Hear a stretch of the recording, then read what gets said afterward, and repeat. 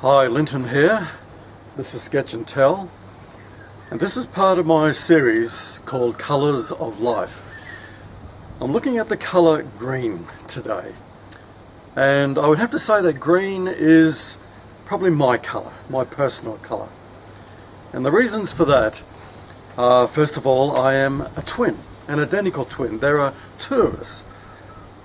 I look pretty much like him, and when we were very young, we were very hard to tell apart, especially for our parents. One way that they got around this was they would buy different coloured clothes for us to wear. My brother usually wore red shirts and I wore green shirts. Until there was a time when we both jacked up and said, look, can you please let us choose our shirts ourselves? We went to town as a family to shop, and for some reason we went with different parents to make those choices, and when we came home, you can guess what happened. We had both chosen the same shirt, and our parents threw their arms up and said, this is why we choose the clothes, because we can tell you apart from the colours. And it's why even today I feel that green is kind of more my colour than any other. But green is also my colour personally, because I am looking at how colours can be associated with different emotions and different challenges in life, and I'm looking at green today in its symbolism of that emotion of envy and jealousy. We say, I'm green with envy. That's what I'd like to explore in a light-hearted way today, and I'm going to just finish this painting and then share a few thoughts about green as representing envy.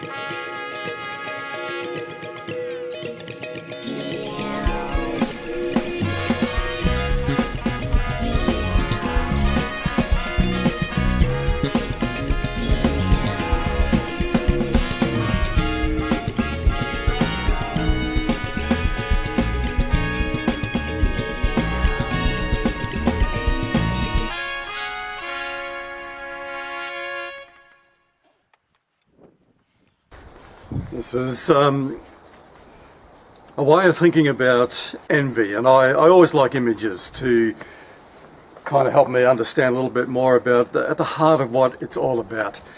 Now, envy and jealousy is something that we all wrestle with, but left unchecked, it really can be like this tree here. This is what we call a strangler fig, and I'm way up in far north Queensland, where I'd love to be right now, but in the tropical rainforest there are these massive strangler figs with huge flying buttress roots spreading out. But they began from a small seed that is dropped up into the branches of an already existing majestic tropical tree. And this small seed is usually left in the droppings of a bird that was there, and then it starts to grow. And it is a parasite. And it is a parasitic nightmare for that host tree because it steals the soil nutrients and the sun and the water. It doesn't get it from its own source. It steals it from that tree that it starts to take over. And it does that by first of all creating a huge canopy of leaves up the top to take the sunlight for itself, and then it starts to send down these tentacle roots that wrap round and round the branches and the trunk of that host tree. And over time it strangles it until it dies and it rots away, and all that's left is the strangler fig. Now for me, this is again how I kind of see envy, that it starts as that seed, and as I said, left unchecked, it will eventually take over our sense of well-being and our sense of our true self and strangle that amazing life that God has given to us, each one of us. I liken it also to wearing a pair of green glasses, and I have here my envy glasses. You mightn't see that it's all that green, but it's very green as I'm looking at you. And envy, at the heart of it, is all about the way we view others and this world that we live in. It's all about comparison and competing. So as I'm looking at you, I'm seeing very clearly that you are far more wealthy than I am. You've got a better car, you've got a better motorbike. You go to amazing places around the world, holidays, you go skiing. I'm really jealous and envious of you for what you have. I can also see that you're much better looking than I am. Your hair's better, your body's a lot more buffed and muscular, and you're not as chunky and overweight as I am. You're just amazing. I'm so jealous. And you've got girls hanging off you. I mean, they just seem to fall for you. You have no problems with romance. Whereas me, I really have to struggle for that. I'm really, really, really envious at you for that. And I can also see that you're a lot more successful with all those trophies up there behind you on the wall. You just seem to win at so many more things than I do. You're a lot more athletic, a lot more smarter, a lot more clever. And how do I know this? Because I can see all your postings on social media. You just look so happy, you look so together, you look so much more attractive. And I look at myself and I am envious and jealous. And as I said, left unchecked, if that's the way I'm going to view the world through these eyes, then I'm going to have that envy strangler just take more and more of my life away, my sense of who I am and my well-being. And trying to say I'm going to defeat this on myself, I'm going to just stop being envious and jealous. It's a front-on attack. It just doesn't work. It feeds the green monster of envy. For me, there's only been one way, and I like to just share what that has been for me. I needed a way to have these glasses removed. I needed new eyesight, a new vision of myself and others in this world that I live in. And that happened when I allowed myself to be captured by someone who did not play that game of comparison and competition. When I found that I was willing to open up my heart and my mind to that one, and I'm talking about Jesus. This picture here kind of looks like the strangler fig is at first embracing this tree. Actually, it's strangling it. But there's another embrace that Jesus offers, and that is the embrace of God.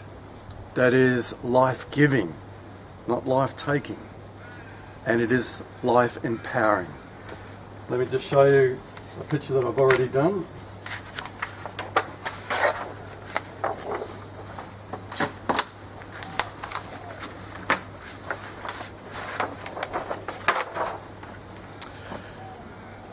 see, Jesus was the one. When I look at his life, and when I open up myself to that life now, I find a whole new way of looking. It's like having those glasses removed and seeing clearly for the first time. Clear 20/20 vision. And I'm able to, first of all, look at myself in a different way. And within that embrace of God's presence and love, there's this inner security of knowing who I am and my place in this world. And that doesn't come overnight. That's an ongoing, evolving and sense of awareness.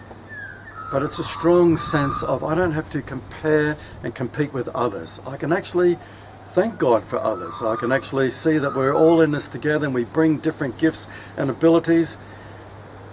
But the ones that God has given you are uniquely yours. Your personality, your way of looking at this world, your DNA, all of that combined is God's gift to you. So why spend your life comparing yourself with someone else when that life's already taken? You have something that is a gift from God that is different and unique.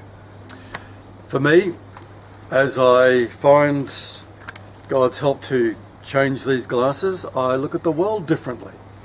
I no longer see it as a world of competition and scarcity, that I'm going to miss out, that fear of missing out, that others seem to have more than me and I need to grab and grasp as much as I can. Jesus was the one who did not come and grasp anything but gave it all. And in a way was showing that this is what God wants to do for each one of us.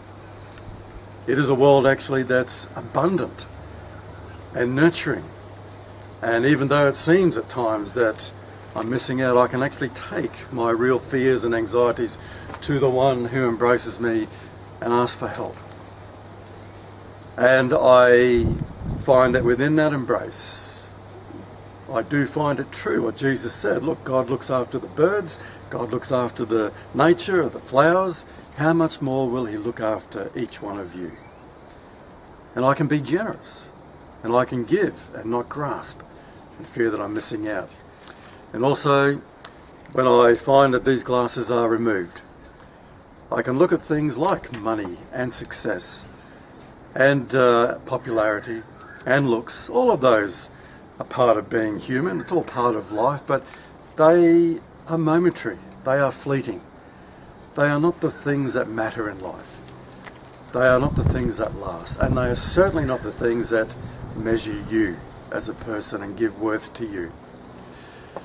When you are within that embrace, the remedy, the antidote to comparing and contrasting and competing is a sense of contentment. No matter what you have or don't have, no matter where you are or where you're not able to go, like in this lockdown, there can be that sense of contentment. That's green for me. It's my colour that I wrestle with, but it's also the one that I'm asking help with. Have a colourful day, and thank you for watching.